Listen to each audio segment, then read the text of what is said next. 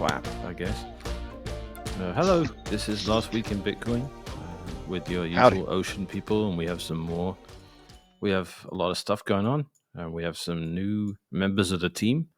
We're expanding. Ocean's getting bigger internally and hash rate wise and all that stuff. So, let's bring in. We have a new guest this week. Well, not guest, but we have a new person in Ocean Hello. called Chris. There he is. Howdy. That is, I mean, what are we? Head of product management and Head of product engineering, virtual product engineering. There technologies, you go. and AI. Yes, AI, which is a real thing. I hate to admit it, but it's real. It works. Not real. I mean, it exists, but it's artificial. I mean, artificial is. It depends on the definition of exist. artificial at that point. But yeah. I'm so jaded from years of blockchain technology being supposed to fix everything that I thought AI was just going to be another one of those. And then I realized I was using Grok like 25 times a day to write code and scripts. Yeah. And then I just realized, all right, I have to admit it. This thing is a very useful tool at the very least. I think when it becomes silly is when people ask it for like narratives on news and stuff. And then it just becomes like, it's weird, like recursive NPC, because people have these opinions they've been told to have, and then AI goes and looks at all those opinions and then formulates the majority.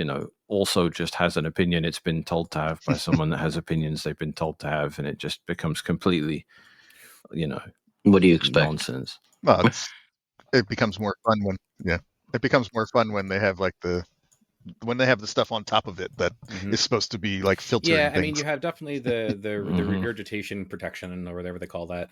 But the bigger thing is the fact that like the loudest voices are the quiet or the smallest majority, and it's looking at the most instances of a topic, not necessarily anything else beyond that. Because at the end of the day, it's doing a search just like you would do on the public internet. If you think about that.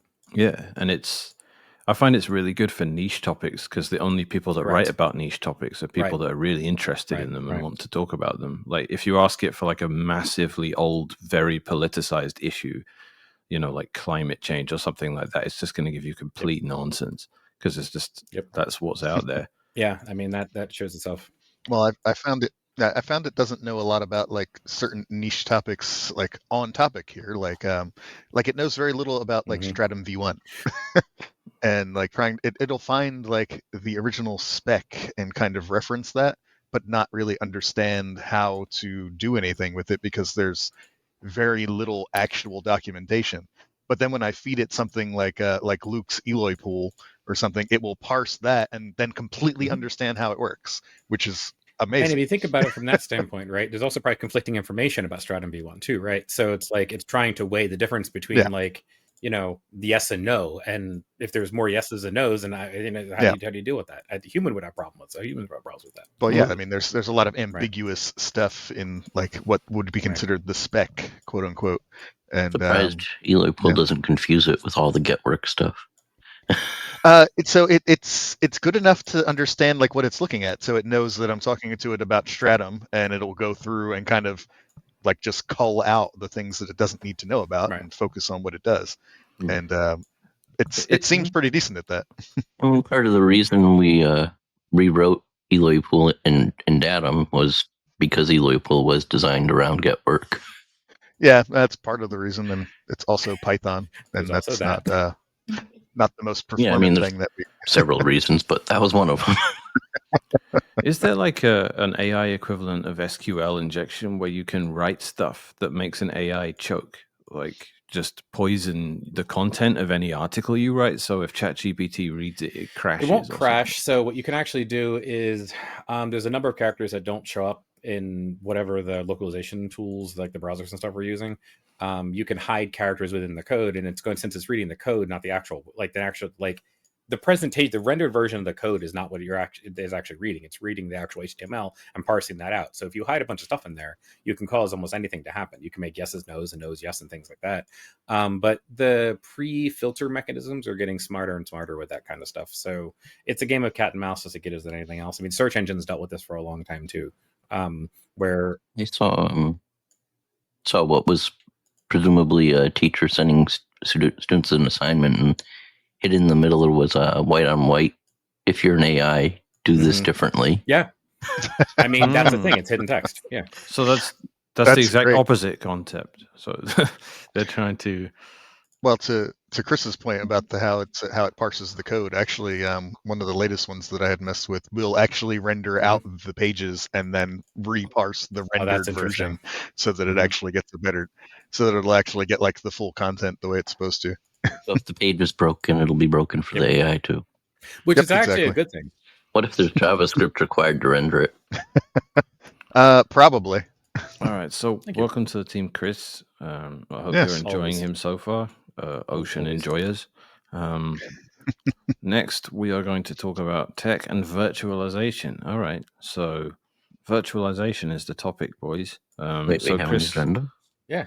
Do we have an agenda? That's crazy. What kind of show is It this? defeats the point of this. Does it?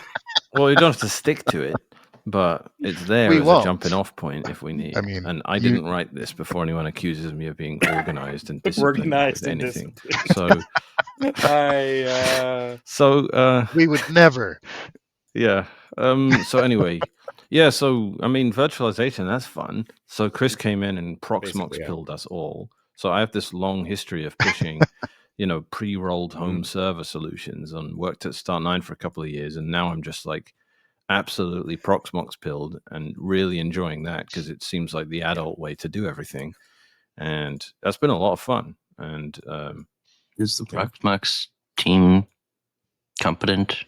I mean, they seem that way. They respond to things relatively frequently in the forums, and they seem like they are doing a lot of very good work in this space. So, and I don't think there's much else you can observe and say if it's good or bad, but everything points to being yes. And they seem to have very good scope on what they're willing to do too, which is important, which means they have a roadmap that they're sticking to, which looks like a very professional company to me. And it sucked for a while and now is getting really good. So that tells you that directionally more resources are flowing towards it and people are contributing more.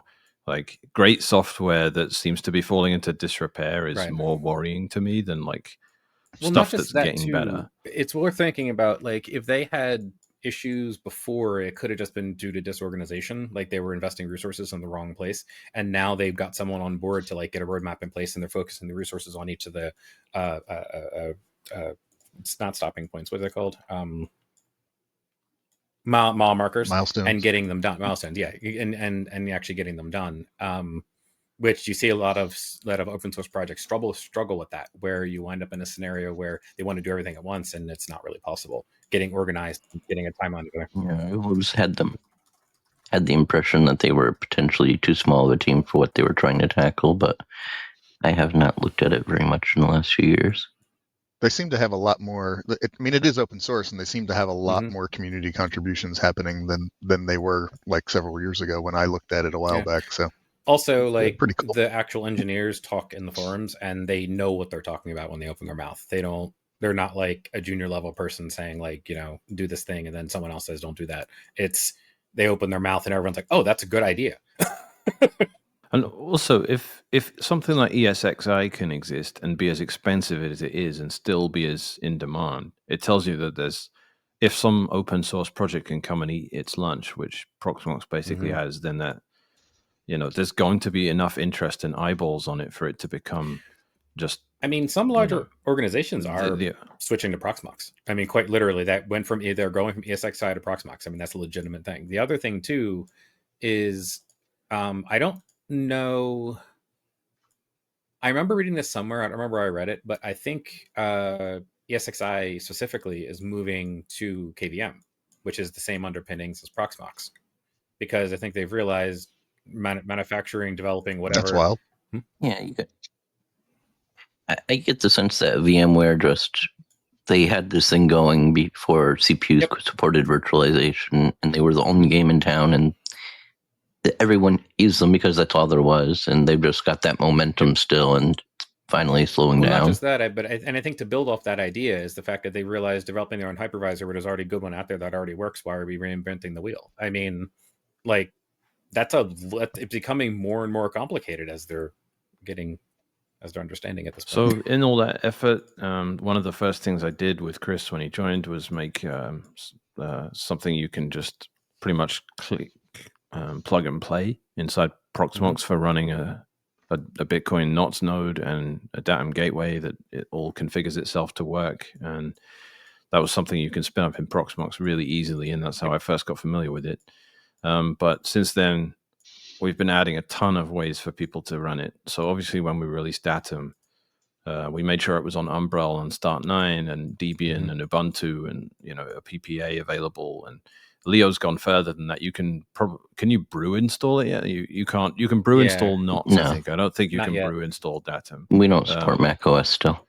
But you can install Homebrew on Linux if you're completely nuts. Apparently that's a thing. I mean, there's that. Why would you? You can. There's You a are why the worst- aspect. exactly. You are the worst package manager I've ever heard of. But I mean, let me ask a serious question though. Like, who is running like a mining farm and then wanting to channel it through that's a a Mac? very good I question. really would just want to know. because I would like to meet that person. Given that most miners are using Windows, like Chris will fight me here, but I mean, that's not great either. It depends on the deployment. I mean, I don't there's know. it could be fought either. It could be fought either direction. Depends on the deployment. But like, if you're standing up like a Windows Fair server enough. and doing it correctly, like if you put them side by side, there should be no functional differences. It's just a matter of it's a user interface you're more comfortable with. Windows is not secureable. Well, there's that. If you run Windows servers, what do you do when you update stuff? Do you have to do you just every week you have to have downtime to update? So you them will and have to restart, but it's monthly. Those roll ups once a month. What about when it I mean, crashes? in theory, you designed your server correctly, it won't crash. Actually, It's Windows. Surprisingly, I mean, the Windows kernel and like actual software stack is incredibly stable nowadays. Yeah, I mean, you're talking like 10 years ago, I wouldn't have been able to say the same thing, but right, same here. I wouldn't have said the same thing either. Right, exactly. But I mean, I know of Windows servers. Yeah, I've seen too many blue screens of deaths in airports. But they're running. But keep in mind, they're usually running really antiquated stuff, and that got shown in full light when the CrowdStrike thing happened. CrowdStrike. The biggest. Everyone basically was like, "Well, what version of Windows are you running?" And they're like, and they try to hide it under the carpet real quick. And it was because they were running like super old stuff. It doesn't matter though. It doesn't matter. Even if it was the latest Windows, it would have still been a problem. Even if it was Linux, it would have been a problem. Right. That's that specific thing. But there's bespoke issues. I'm saying yes, CrowdStrike would have broken any machine if they had CrowdStrike installed and it received that package. Correct. That is entirely correct. But I'm saying that the fact when Microsoft went to them to try to help them, they were trying to figure, I don't know what that was trying to figure out, like, how do we help you? And they kept trying to push them away because they were running super antiquated versions that weren't licensed properly. Like, it was crazy.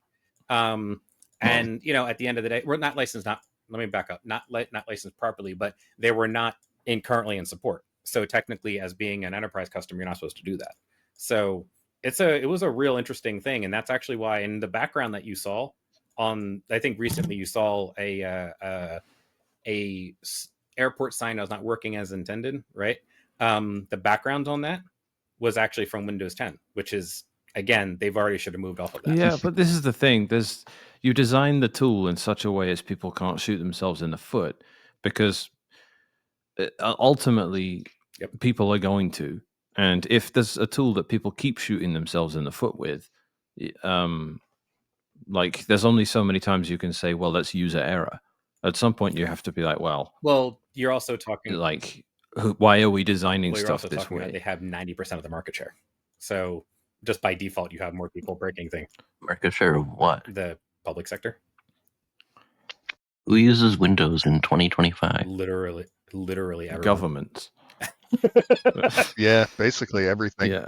It's really weird. Like, literally everyone. Yeah, the entire NHS healthcare like system in the UK runs on like Windows XP or something. And that goes back to the whole thing. So does the nuclear, the Trident nuclear missile thing, which is these doomsday submarines that UK has, all runs on Windows XP, which is like, that's stopped being like having security patches in like 2015. Well, keep in mind, or something. The government does, and this is conjecture, but I assume they have a contract with Microsoft to deal with critical security vulnerabilities on that. That's another thing. Microsoft does offer like professional services for that type of stuff. They did. I don't know if they still do. Yeah, I don't know if they do or not. Like I said, it's conjecture, but I know for a period of time that was a conversation. I would be shocked if that wasn't the case. You hand them enough money, they'll do what you want. All right. For XP, You though, hand them enough money, they're going to keep a development team around and do anything. Keep that in mind. I mean, they own the source code. They could get like 20 people together and say, hey, when a call comes in, do a thing. I mean, there's that.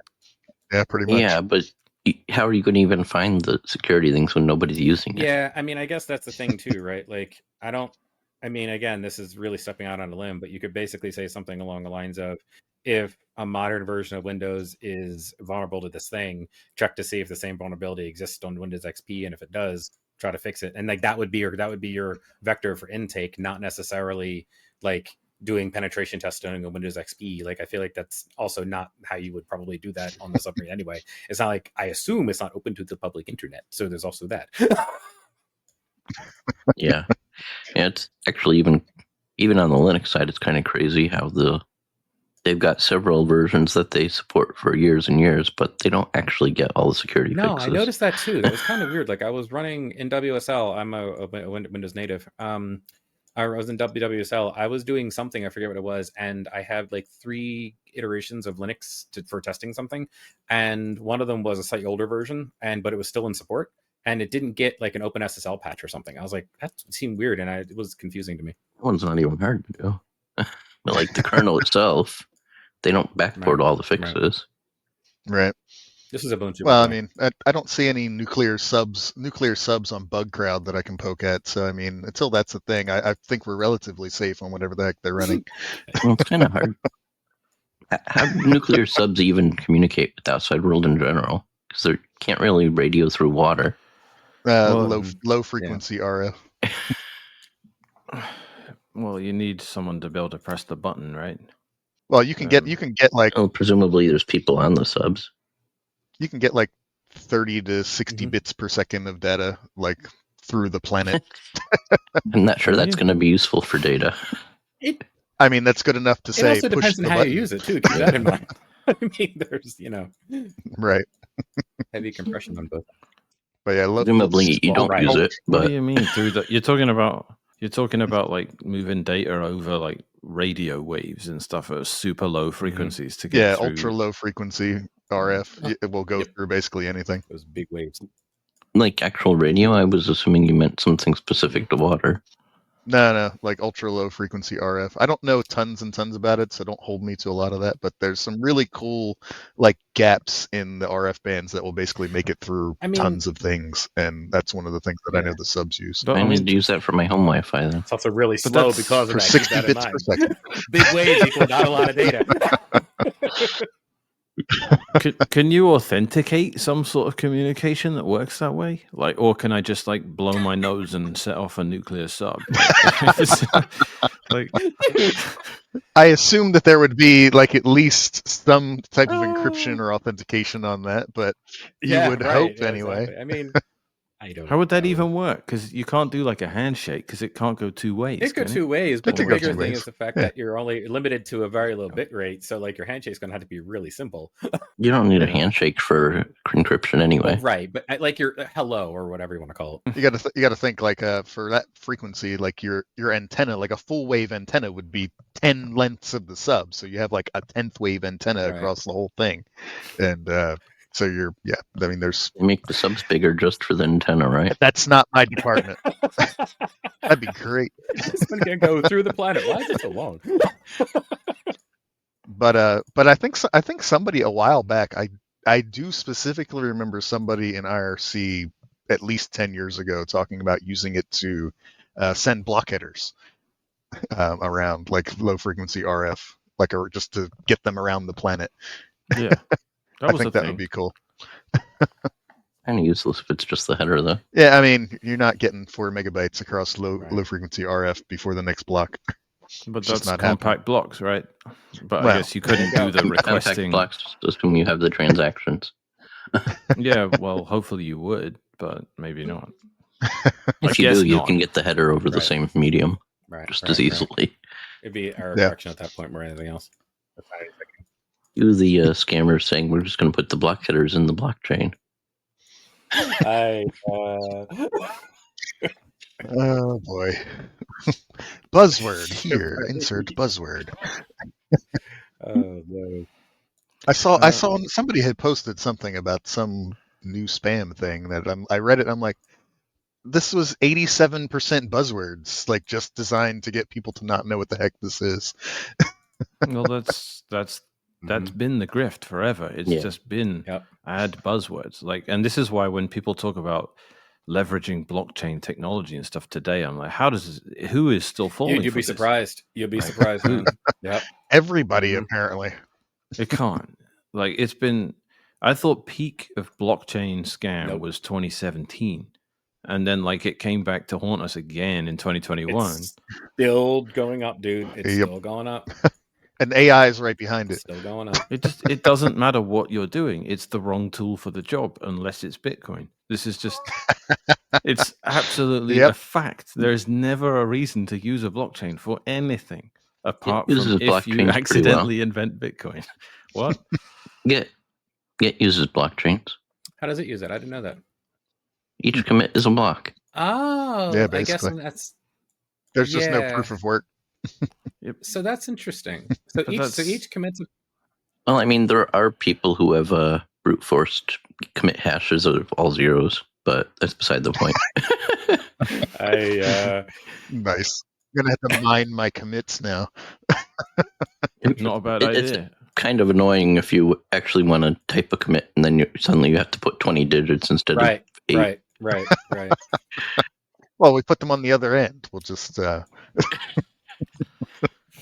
But wait, linking stuff together via hashes isn't that a different definition for what a blockchain is? Like, you have to have the same thing. How you link it? Like, it is using it as a parent-child relationship, future and past into future. So there's really nothing more than that. That could be. Yeah, it's what just, a blockchain is. Absent the proof of work. Anything beyond that's like the intended use for the blockchain. I guess the thing is, it's all about how the incentives tied together to make it actually mean something, that you have this chain that goes back years. Like, someone's got to maintain that. People have got to run redundant copies of it everywhere. And ideally there's a cost to appending anything to it. And that goes beyond what blockchain is. You're talking about decentralization on top of blockchain. You're not talking about, like, if you look at just the idea of connecting things together, that's basically it, right? And that's basically what they're doing. I didn't really think about it until you mentioned it, Luke. Yeah, that makes a lot of sense. I actually keep my email directory in a blockchain. So if someone sends me a file, I can't delete it because it's recorded in the blockchain. You can hide it, but you couldn't. Do you want everybody knowing that? But couldn't you just rework it all the way from the start without that? In theory, but wouldn't be very good for my backups. Also, well, that's why I mentioned. Do you want everybody knowing that? Can't you 51% attack yourself? Is the question. Like, you can. Yes, but you don't want to necessarily. But you could. You could, and you're not going to be wasting like a native token to your own system because there isn't. Right. But you also just screwed yourself too. I mean, there's that. It defeats the point. The point is to have an intact history. I can go back to it at any point. Yeah, indelible history. That's the idea, right? Fair enough. Let me start sending Luke some emails now. I'm going to have to reduce the size limit on my email server, huh? Probably. I mean, realistically, nobody uses email to send anything more than a couple megs now. I don't know if I use email very much at all at this point. There's just too much spam. I like Noster have the whole mine your notes thing. You can put proof of work with your notes if you want, and then it's Atom backed and all that stuff. Sadly, nobody pays any attention to hash cache on emails. What do you need to Yeah. produce the proof of work? You have to, I don't know, you set yourself an arbitrary target and go for it, I guess, or So like CPU you need mined. I was gonna say, is it CPU mined? Because Yeah. that seems useless. is it? Because what, you get a very powerful CPU and then you can spam a million people. I mean, there's that. It's a little harder than spamming them without it, though. Also, not Yeah, true. I guess. Well, that's the point, right? It's supposed to be like an extra second you spend when you press the send button, but if someone was sending a million, it would be a million seconds. You can never stop spam. You can only make it more expensive and slow it down. Right. Exactly. But it's a perennial. You must do that. You gotta keep in mind your realistic goals. Yeah, well, that's the point, though. The people that are against spam filtration in Bitcoin always invoke the Nirvana fallacy and make the point that you can never stop spam. And I'm like, yes, but you can never ignore it either. You always have to do something. Yeah. Otherwise, every protocol becomes unusable. You have to actively de-incentivize it. And no... Yeah, I look at it like weeding. That's my favorite analogy for it. Like, you have to weed. And if you don't, everyone will know the difference. And you can't define a weed versus a plant. There's no strict definition for that. But everyone knows an overrun, uncared for backyard versus one that someone actually cared about. And there's no point telling anyone that's caring for their property. There's no point, because you'll never get it perfect. That's asinine. So that's always been how I've seen it. I wish you never connected those things in my head. No, that's a good analogy, though. It totally is, and it works perfectly, which is... It is good, because what are you going to do? Not weed? Are you going to not pull up the weeds in your backyard? Right. You have to. You just have to. And if you see someone in your front yard pulling weeds for you, you're going to yell at them. There's also that. Well, actually, funny you should say that. My neighbor was spraying Roundup all over some weeds at the bottom of my garden. I caught her doing it. It was like, can you not? Or maybe ask me right. Please before ask you me do before that. You accost my thing with my kids chemicals. Play around here. Yeah, well, she was really old, so I figured they still probably trust the science on Roundup and think it's... What's the Bitcoin equivalent of Roundup? The Bitcoin equivalent of Roundup? KYC, I would say. Yeah, just custodial wallets, something like that. I think it's supposed to be safe. She probably heard you, and next time she'll come back with DDT. Yeah, right, exactly. They'll tell you. Yeah. Safedine thinks that's safe. You have mosquitoes? Let me spray with DEET. I don't know. I'm not against. I don't know anything about DDT. Yeah. So yeah, go and check out. Now that we've kind of spoken about Bitcoin and GitHub and AI and stuff and virtualization, we can awkwardly shill the guides I've been writing for Datum. There's lots of ways to do it, and I'm increasingly adding guides. Non-perfect guides, because this is all still works in progress, so they're not on the OCAEN repo. They're on the Bitcoin Mechanic repo on GitHub.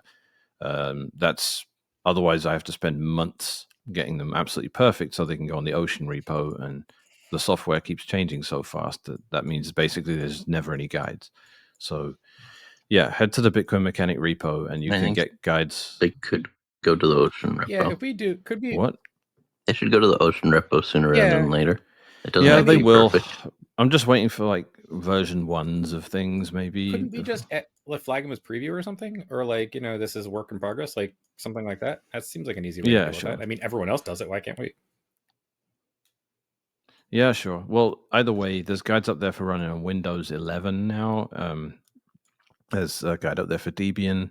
And there's also, importantly, a guide that tells you what the settings actually do when you're configuring Datum, which is something that we never published before, apart from in that video stream we did, but that's a bit long.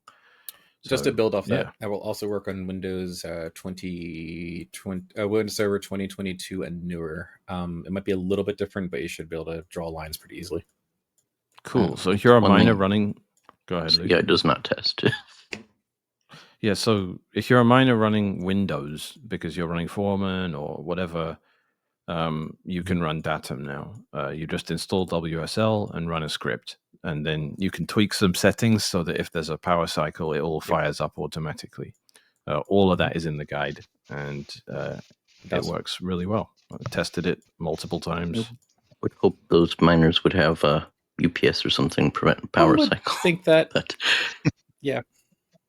Well, if the power goes down, the miners go down too, eh? So no one's got a UPS for true. a megawatt. Maybe they do. I don't know.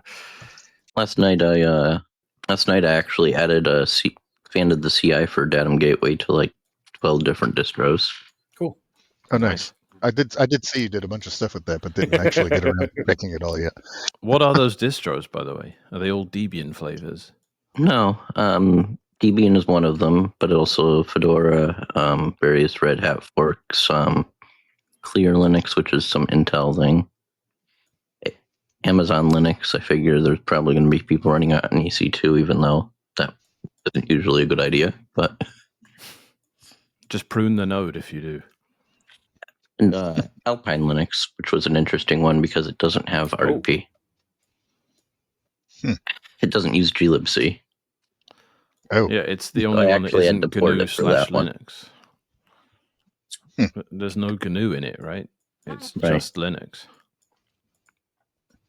That one actually had to be ported, but is that the SN printf thing you were mentioning a while back? No, that's actually on my development machine. I don't know what's going up with that. I couldn't get to the bottom of it. Apparently, all printf and all SN and printf are marked as unused somehow. I don't know. That's weird. Yeah.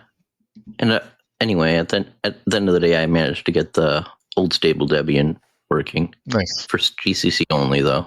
C-laying on it, when it was configured for C11, it refused to accept the C23 code at all. That's weird. Well, it makes sense. If you tell it C11, it enforces C11. Right. Yeah, GCC doesn't. Old stable, if we're going to support it at all, GCC should be enough. Yeah, I think the idea will be like a lot of the Datum stuff. Like if we can keep it as portable as possible, we can do cooler things with it in the future, like with some of the protocol side. I'd love to get a stripped down version of it working on the BitX or something to go between the gateway and the BitX. That could be interesting. Yeah. So I would love that. Need to get it working on Big Endian. Yeah. What? Why? What What machine actually uses it though? Right, exactly. That's the other side of that. How you test it.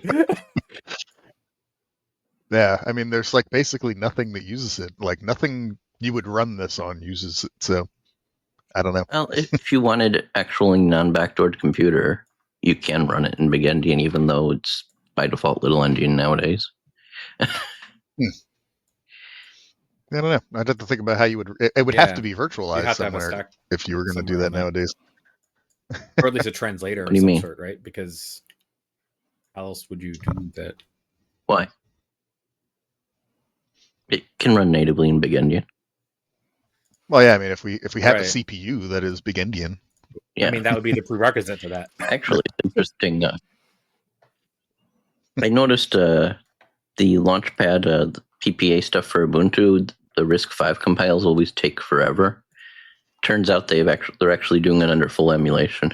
Oh, yeah. You were mentioning that before. That's got to take 100 years to compile Bitcoin or something. It takes a long time, yeah.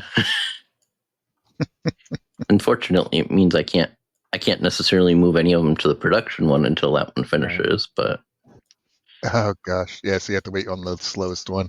Yeah, that's annoying. Nice. Yeah, I mean, I guess there's. I guess having RISC-V hardware is just not really a thing. I thought it was by now, but apparently not being used for Ubuntu stuff. Everything is basically ARM or x64 now. Down to. I mean, there's almost nothing outside of that that's in production and in use now. There's a few embedded things, but like nothing crazy. Hopefully that changes. I mean, I guess you can throw FPGA in there to some extent, but that's a whole different ballgame. Forward to solid silicon stuff that they're supposedly coming out with soon, someday. Was that PowerPC based? Yeah, I think probably Power 10, Power 11 based, but they're getting rid of the closed source parts of it. I can't remember off the top of my head if PowerPC is big endian or not. It can be either. It's like a flag, and you can. Yeah, I was going to say. I think it can technically. The ones you can switch back and forth. I think you can technically have processes running in different endians, but Linux doesn't support that. That would be wild. Linux is like all or nothing, either way. Just run both kernels at once. Yeah, I guess that's where it's useful, is for virtualization. You could run a big endian VM and a little endian host and vice versa. I should probably try and get this back into somewhat fathomable for normies territory, because I'm like lost mechanic. If you've lost me, and I'm the gateway between normies and like hung around with guys like you for long enough that I can just about follow it. But no, I'm lost. So let's get back to the last week in Bitcoin show that we're trying to do here, where I guess what's next on the agenda is this massive miner that has come along. One of the richest companies in the world has decided about mining on Ocean, and they made an announcement to that effect. This is, of course, Tether. So Tether have chosen to mine on Ocean, and that's a very loud statement to make, given that Ocean is still relatively a tiny pool. We're still less than 1%. And here comes Tether, which is obviously this whale, one of the richest companies in the world. And someone just made a chair squeak that sounded like a whale. Funny. So that was not Tether, that was Luke making that noise. So the fact that they've obviously done their research and made their comparisons, and they've decided that this is the way Bitcoin mining needs to go. And they've made a lot of statements to that effect about Ocean's design being congruent with the principles of decentralization, and specifically the ability to use DATUM to make your own templates, but stay within a pooled context. The fact that they have this belief that Bitcoin mining can and should go that way, and that they're going to put their weight behind it is a very good thing for them to have done. And it's something that I'll celebrate them for. And I think the plan is now for them to sort of slowly add some hash rate over the coming period, and I'm looking forward to seeing it. No, we've yet to see any Tether blocks in the blockchain. Presumably they'll do that. I do not know how they will label their blocks, but they've definitely said they're going to use DATUM. So super exciting. Yeah, I think. I think they put in their. What happens if DATUM? I think what happens if DATUM miner just leaves the miner name blank? It'll just show as Ocean. What if they put a space instead of an empty string? That's a good question. I don't know. I don't know how the parsers will handle that. On our website, it will show as a space. That might be annoying. We might want to. Yeah, we might have to actually look at that. But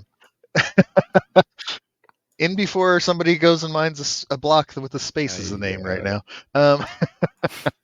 So I mean, one of the things we do some kind of escaping, so you can't put HTML on there. It's only alphanumeric and space, I think, is the only things allowed. On our site? On ours and the other parsers, yeah. Our site uses the same exact function, just ported to our site as the one on the Mempool space code. Anyway, getting out of the weeds, you were about to make a point, Jason. Yeah, so I mean, the point I was going to make, one of the things that Tether did put in their press release was the consolidation ability of DATUM for saving bandwidth in like remote sites and things. I think they mentioned like mining in Africa or something like that.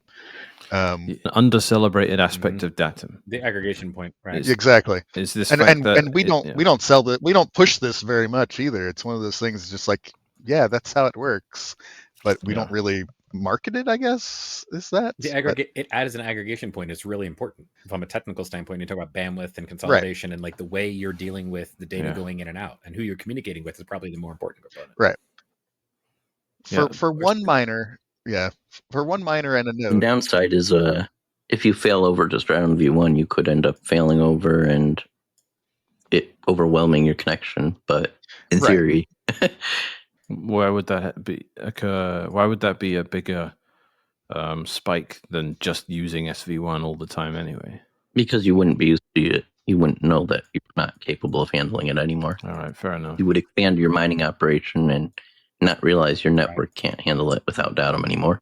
Right. All right. So, in the interests of blowing our own trumpet and not sabotaging our own greatness with your accuracy, Luke, this bad internet is a pain in the butt for a lot of miners who have gone to sites with cheap electricity with bad internet. And the bandwidth spike that happens every new network block from a normal pool is enormous, sending all that work to all those different machines. And it's not even just during the block changes either. I mean, most pools don't even spread out the work in between block changes. They just kind of do them. I think somebody was doing an analysis on it. I always forget his Twitter handle. OXB10C, was it that One guy? of those.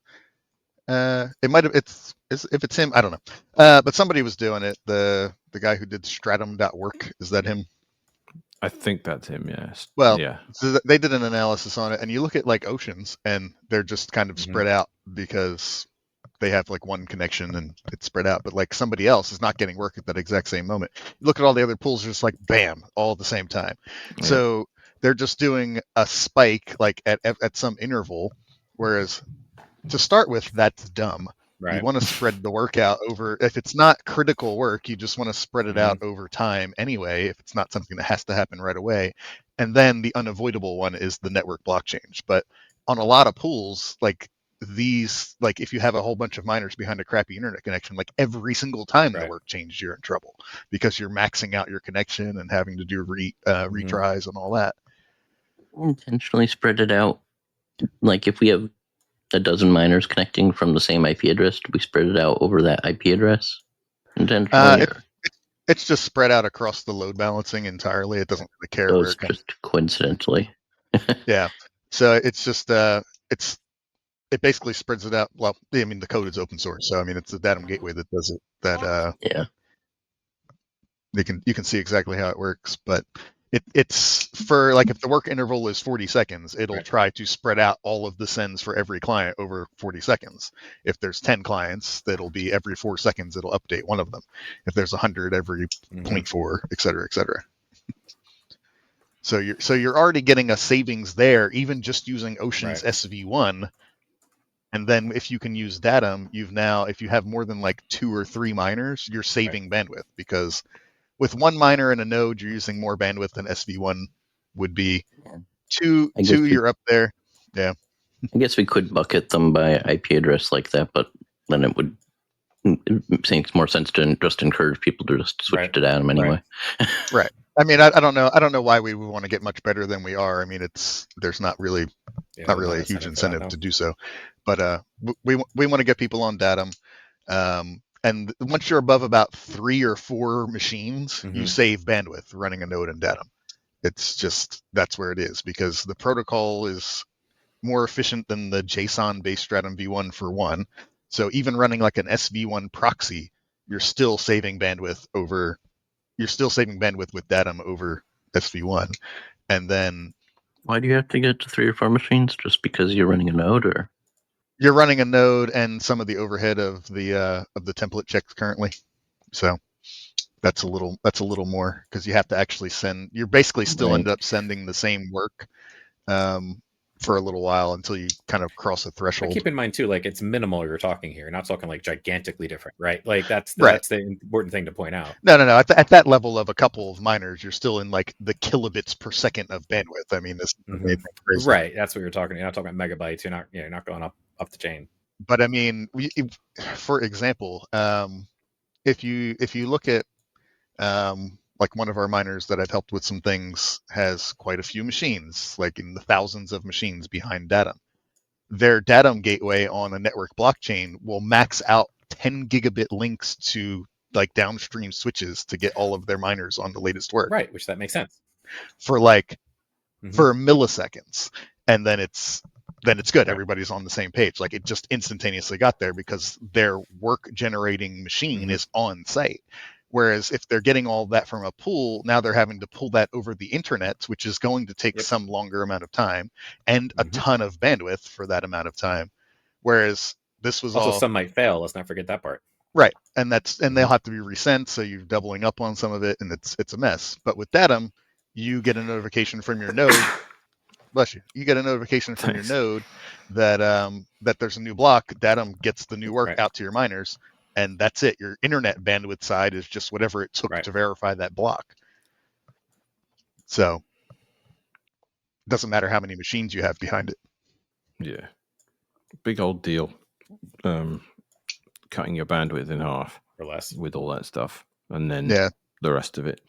Oh well, way more than half. I mean, if you're depending on how many miners you got, it's way more. Yeah, it's way more than half. Right. You can run multiple DATUM gateways off the same node if you have a ton of miners. That you'd want to have them on completely separate networks. Exactly. Right. Yep. So I mean, like one of one of the miners that I helped in Telegram a while back in the tens of petahash range was having issues getting Stratum V1 to work with any pool without like crazy high reject rates because they just weren't able to get their connection going. They switched to DATUM and it uses like 1% of the bandwidth that they were using before, and they have no problems, like no rejected shares or anything. And they were like, "Well, I'm staying on Ocean." I mean, there's that. Yeah, it's a big old. So that was a big part of their press release. That if you want to mine in Africa, you can't be doing the sort of the corner cutting approach that's been standard for pools and miners. And to build off that too, hopefully the decentralization was their main motivation. Well, right. I mean, that's hopefully it's always the case. But if you think about it from a technical standpoint, well, I mean, they said as much. Right. If you think about it from a technical standpoint, though, like if you're hopelessly dependent on your internet connection not being super great, then just you can have redundant datum nodes as well. This way, that's your failover solution if one fails. So it gives you additional bits to fall through before you run out of before you run out. Ball at the bottom. However you want to phrase that. I mean, there's no reason not to. For big operations, I mean, yeah, you probably should have at least two. I mean, for depending on the size of operation, you should have a redundant cluster set up. I mean, let's get realistic here. I mean, depending on the size of the operation. I mean, this is the Wild West of mining in some places. I mean, quite literally. In some places, they just have the miners set up, they get internet to them, and they hit go, and that's kind of how it goes. And this does add a layer of complexity to it because now you have to run this on site. But once you get it set up, and Mechanic and you have been making that much easier for everyone. Once that's done, it's you're golden. I mean, you have all the benefits and no drawbacks at all. I mean, you can run it on a potato of an internet connection, and you're good to go. Yep. Or several internet connections. I wonder, does Linux have a way to tell it to just transmit everything twice without waiting? Huh. I think you would anger some remote TCP stacks because of that. I think to your point. I think, but as long as it doesn't anger our TCP stack. I guess that's I was going to say the other end would have to be aware of that, right? Like you couldn't just do that. You would need to have the receiving end know that's existing. Well, also keep in mind a protocol update to DATUM will kind of have that be a thing soon as well. So you'll be able to submit these, like basically make multiple outbound connections. Right. So that won't be a problem anyway. I don't know why duplicate packets would be a problem with the normal TCP stack, though. It probably wouldn't be. It probably would be fine, but I could see some implementations like not being okay with it. I could definitely see vendors not wanting that. I could definitely see that.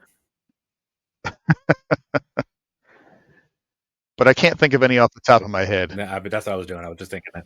It's just Linux that we care about, so. Right. I mean, we would obviously be fine with whatever we want to be fine with. But I think there's nobody in the middle matters. Yeah, I think there's better ways to do it. Yeah, certainly. So we should probably. So we're not going to make it a feature in DATUM that we reject shares from anyone that actually uses it. So, wait, what? No. Say we'd be all right with it. We're not going to reject. We're not going to become an angry TCP stack. No, I don't think Linux by default would care. It would just drop the redundant packets. I mean, you can get that just accidentally, so it would have to work. Right. I mean, it does happen. It just wouldn't happen for every packet normally. Right. That's a, I wonder if you would tick like anti-hammer stuff or whatever at like the hardware layer in some cases. Like that's more what I was talking about. I think a bigger complication would be if you're just sending everything twice the dumbest way possible, you might send to the same packet twice in the window where it's not working. That's also not untrue. You might not get high redundancy out of it because of that. Yeah. You might have to do some kind of round robin on it. Like I think send a bunch of other stuff, then send it again. Yeah, I think the best way to do it would be to have like a multi-homed connection, like you have multiple connections, and then have DATUM bind to each one of those. And well, if you got a bad connection, I don't think you have multiple. You could have multiple bad connections. Yeah, I mean, any sanity checking, right, would basically help that scenario, whether you're talking about this or something else. Yeah, I mean, Starlink's available pretty much everywhere now, which is great. That's solved a lot of the problems. But still, when they use the inter-satellite links to get to some of these really remote areas where there's no ground stations, there is a lot of delay and packet loss, and a lot of reordering of packets. And Starlink's stack tends to try to fix that in ways that break a lot of like static connections. It's really good for browsing the internet and watching Netflix, but not for miners. So you send it over Starlink and you send it over ham radio. There you go. You could do that. I mean, it doesn't matter. I mean, there's ways to do it. The DATUM ham network. We're gonna have to start offering an official ham radio brand and everything. That'd be awesome. I mean, when DATUM satellite. I mean, that would be. There we go. Yeah, that'd be cool. But yeah, I guess on the DATUM note, we are approaching 100 DATUM blocks. That's a good point. Yes, almost 100 blocks. Are we going to find them while we're on this recording? Yes, we can't stop this stream until we found 100 DATUM blocks. This was, yes. Yeah, I was going to say, you should have warned me about that one. Yeah. Maybe a cup of coffee or 2 or 4. Yeah, so that's a thing, and this is a big deal because I'm doing a Bitcoin Magazine panel at the Bitcoin conference, and I've got some classic Ocean haters up on the same panel as me. Oh. And my favorite point to really discuss when it comes to Ocean haters is we got blocks in the chain where miners made them themselves. Yeah. And I don't care what better solution you think you have. If it exists on GitHub and nowhere else, it doesn't work. A thing, like put it in practice and let me know how it goes. And here's the thing. I'm not just going to hate. If you come up with something better than DATUM or just a better way of doing pooled mining in general that actually works and is actually scalable, it can't be P2Pool. It can't be stuff like that where it's like, this is more ethically aligned with what Bitcoin is and it's ideologically just perfect. But you need to run a data center to be able to actually process everything that everyone else on the pool is doing, or it doesn't work. Or any of these things that work like that, where I'm like, this, if you approach it with letting the perfect be the enemy of the good, and a lot of these things are just, a lot of these ideas are actually just not even good, even if you could get it to go. Even if you address that scalability problems, there's other ones like P2Pool only scaled to a certain size before the variance of P2Pool was too high. Right. And you could get to the point where like P2Pool finds a block and you don't get paid in it because your share variance was too high, because the P2Pool ends up having the problem of like you have to have a certain hash rate before you can end up getting enough shares to get into the share chain and then get into that's a whole other mess. And it's not scalable. And then you have other implementations that, like, in order to solve some of those problems, well, everybody has to mine the exact same template. Well, that kind of defeats the whole purpose of decentralizing anything. Yeah. Why would we do this? That's a complete. I mean, I couldn't believe. I almost fell out of my chair when I asked. So, what do you do with braid? Tell me how you really feel, when people make different templates. Like, I asked that, and they were like, "Oh, that's a good question. I hadn't thought about that." And I'm like, "What? Haven't thought about that." Okay, glad we sorted that out. And when I first came across Braidpool, they were talking about doing it with a proportional reward system. Like, it's broken for well over a decade. Oh man, Yeah. But this is the thing. Like, this is what Right. people don't get about Ocean, right? Is Jason and Luke been around? They did it. Ocean is not a new thing. It's a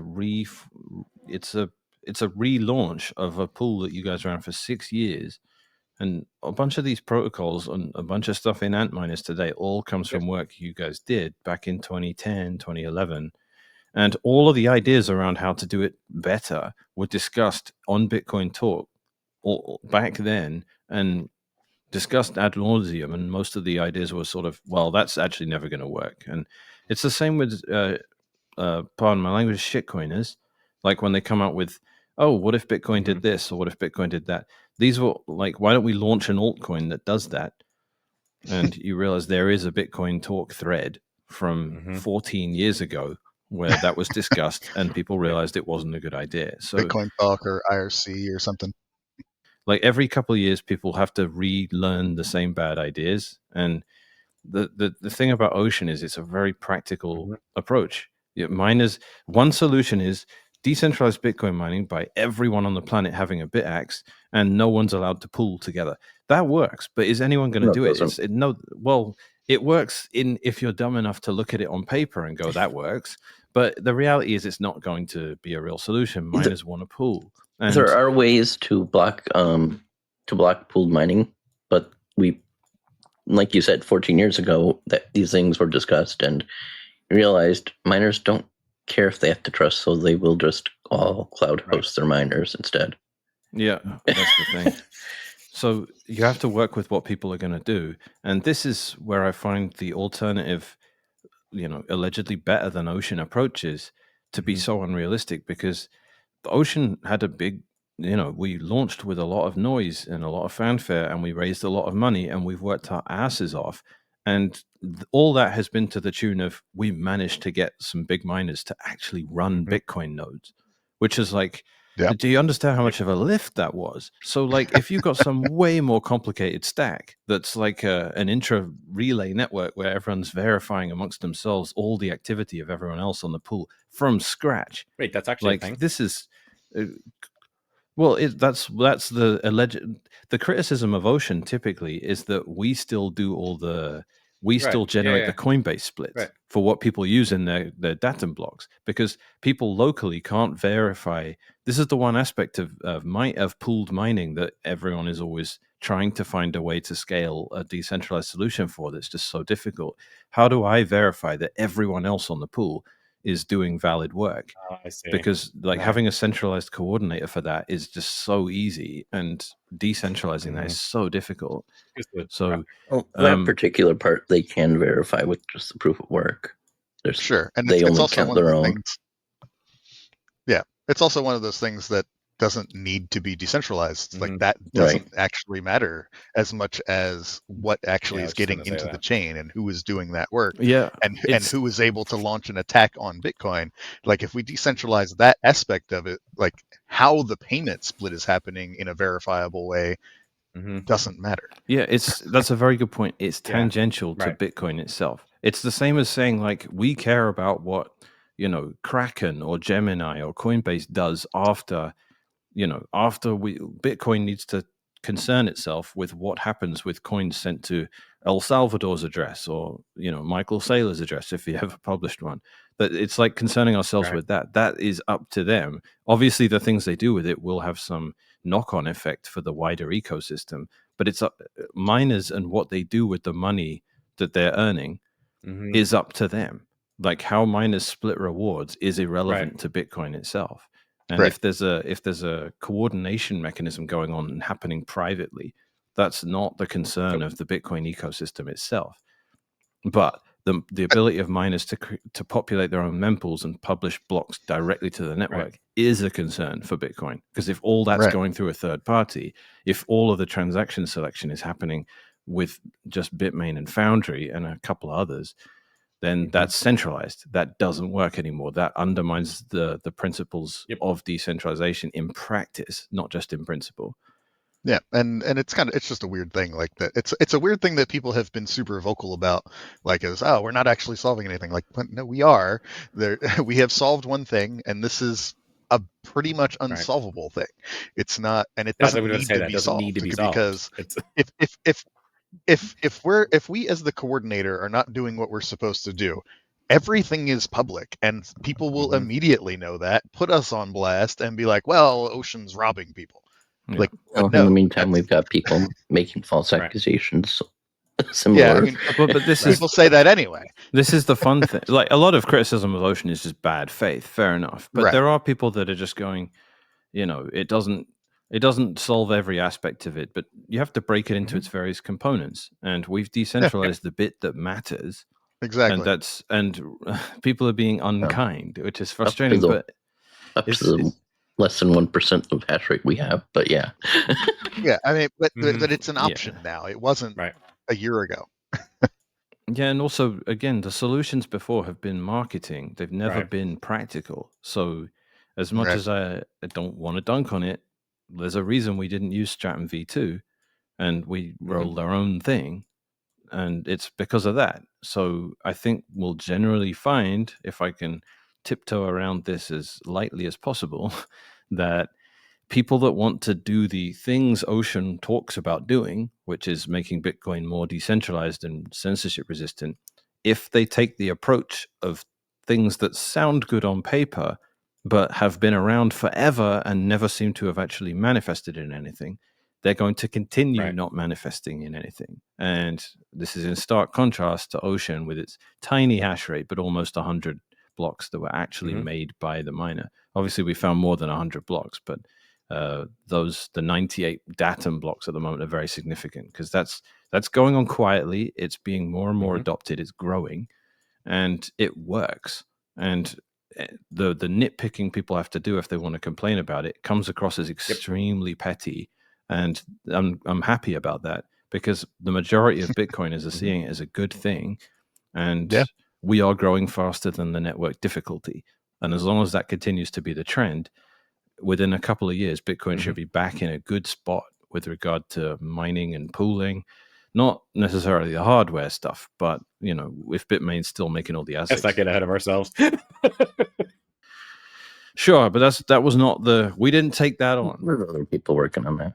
We didn't, there are other people working on that. And respect to Scott 9000 again, because like the fact that there are blocks in the chain found with BitAxe is amazing to me. Like the fact that he took on that challenge and actually manifested in several blocks. There's like a couple a year now, or maybe one every couple of months. I think there's 2 so total that I'm aware of. No, there's definitely been a couple more, I think. Really? Okay.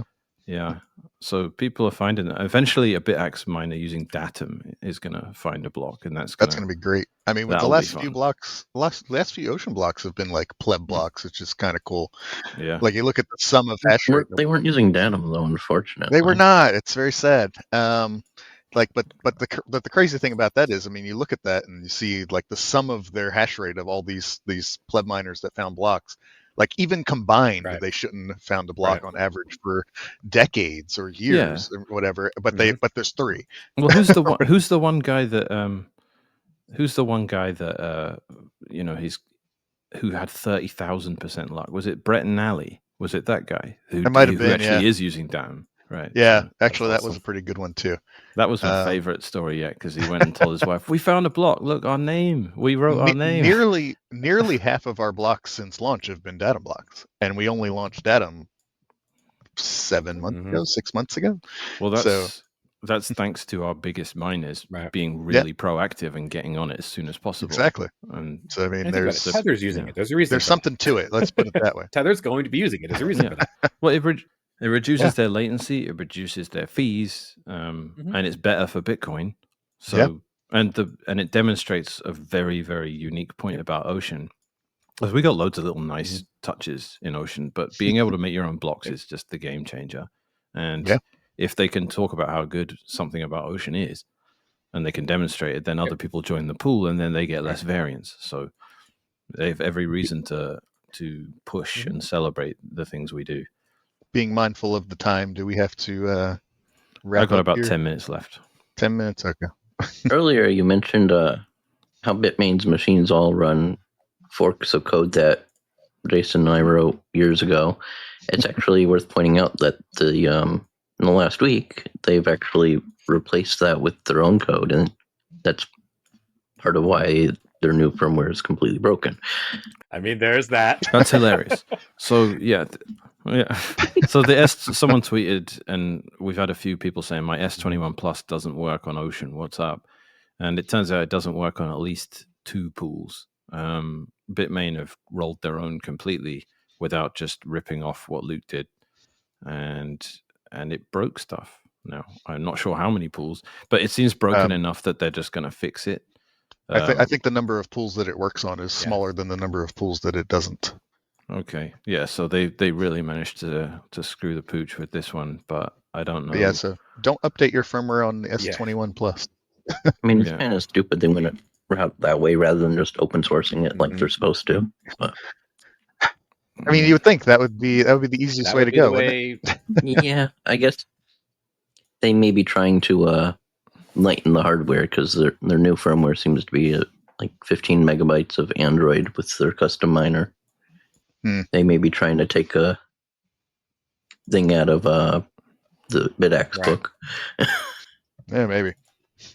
Next thing we know, we'll have Antminers like 200 terahash machines with ESP32s running them, and they'll fork BitX and steal that, not open source it. And yeah. Actually, I wonder why they didn't do that. You joke, but I bet that, yeah. So, somebody from Bitmain is watching this. Wow, that's a really good idea. Yeah, it's all about demoralizing the competition by constantly just, taking everything they do, not crediting it. And I mean, what did they take? Was it what? I don't even know these things. Tell me what CG miner is and what the history of it is. Oh, that's a long one. I don't know if we have time for that, but it's starting at the start. Jeff Garzik wrote CPU Miner, which was a CPU miner. Con Kalivas forked that and added GPU support, and that was the original CG miner. It was a GPU miner that also, I think it also supported CPU and CPU. GPU. Yeah, CPU, GPU so miners. I forked that. I made it modular so that I could add support for FPGAs and eventually ASICs. And we kind of collaborated on that for a while, and then he decided to fork that to keep the CG miner name. So I was forced to rename the main project as BFG Miner. Mm-hmm. And unfortunately, him keeping the name made it seem like I was the one forking, but whatever. But unfortunately, he ended up with all the credit for everything that I did. There's that. And what did Bitmain eventually end up taking? I don't know. They probably have some ancient fork of one of the two. I mean, last I saw, it was some really old fork of CG Miner. So at some point, I don't know exactly when, but something that we stripped out, so they added whether their it's own a fork of BFG Miner or a direct fork hardly matters. What about old pool software stuff? Because there's been a lot of you have everything Eligius was completely open, but no one ever contributed anything, right? Well, there's a one. Jason and I think there was another guy for a little while that did a web interface as well. Yeah, there was a couple people. It wasn't very popular to contribute to, though, for some reason. Unfortunately, despite us being quite large at the time. There were some competing pools that would just take the code base and not open source their changes. There was actually one. Was it Triple Mining? They used Eloy pool and they actually contributed something back. Yeah, that sounds familiar. Because I mean, for added context, I mean, you released it under AGPL, so they were supposed to. The Chinese pools just ignored the license, of course. I mean, there's that. Exactly. I still love that you self-hosted the code, the source code built into it. Yeah, you could actually download the code over Stratum. Over Stratum, yeah. I thought that was great. And then you had the flag for your own purposes that I swear I am Luke. So they would disable that if you needed to, but that's funny. Yeah, that was it. That was the S21 Plus. But Yeah. we think they will release a fix. They're going to have to. I mean, if it only works on AntPool and like one other thing, and not even their proxy pools, right? Right, and not even most of their other affiliates there, then I think that's probably a problem. I'm sure they didn't intentionally there's a conversation break. going on internally, screaming at each other. Put it that way. But remember, incompetence and malice aren't mutually exclusive. They can have wanted to screw other pools and accidentally screwed their own sub pools by mistake. That's not untrue, sir. Well, it's a weird way to have done it. I don't know that they have I don't know that they would have any reason not to screw their sub pools either. Why do you say that? Yeah, I guess.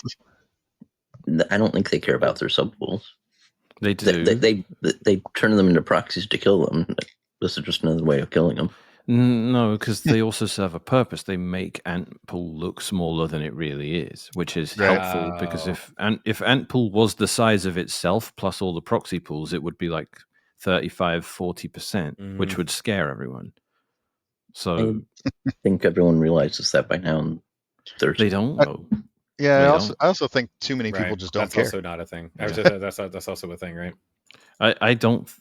I'm learning more and more and more that with Bitmain, it's usually just oversight and incompetence, and it looks like malice. That seems to be with Cova ASIC boost. It wasn't right. They definitely were caught red-handed with that, and the backdoors where they could remote kill any Antminer, that was definitely malicious too.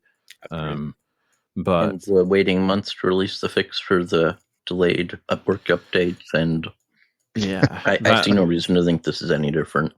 Yeah, I don't know. I think of recent years, they're caring less and less and paying less and less attention. I think back in the days of, the fork wars and all that, Jihan, for whatever you want to say about him, he cared. He just wanted things that I really didn't want in Bitcoin, but he definitely was passionate about doing the things he wanted to do, and he put his money where his mouth was with Bcash, right? Like he believed in these things. He was an activist. I don't think there's anyone at Bitmain like that these days. I just don't think they're paying any attention, and they're just breaking stuff without even realizing it.